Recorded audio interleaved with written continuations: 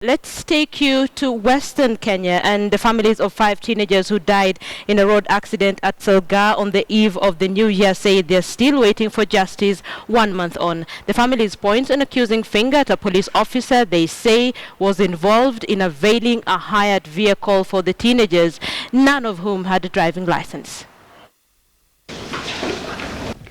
It is evident that these family members are still grief-stricken. 1 month now since the 2 a.m. Salgaa accident took the lives of 5 teenagers. It was on New Year's Eve when the boys hired this vehicle that was involved in a head-on collision with the Mbukinya bus. And it later emerged that the boys were underage and none of them had a driving license. It was also established that this vehicle belonged to a police officer. Their parents are still enduring the pain of losing their sons.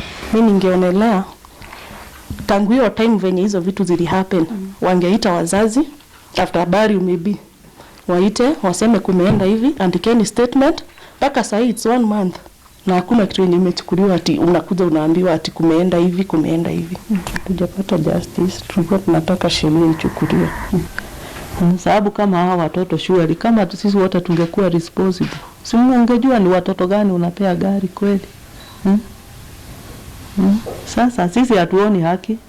It was an accident that elicited reactions even from leaders, especially on how the teens managed to hire the vehicle. So if you are the owner of that vehicle, I suggest there must be due process here, and if you are at fault, you face the law as well.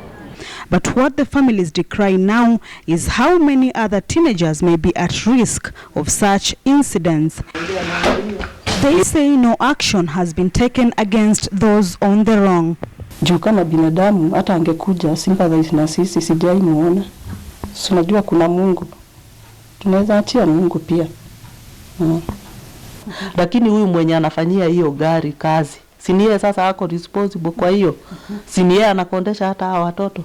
Huyo tungetaka ashukuliwe hatua sababu kama ni mtoto wake. Si hata nao wana watoto wadogo. Na dunia inaripishwa tu hapa.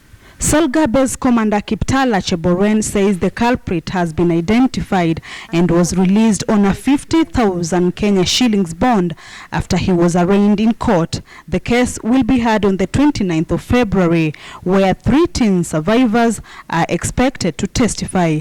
Until then, though, the families' wait for justice continues.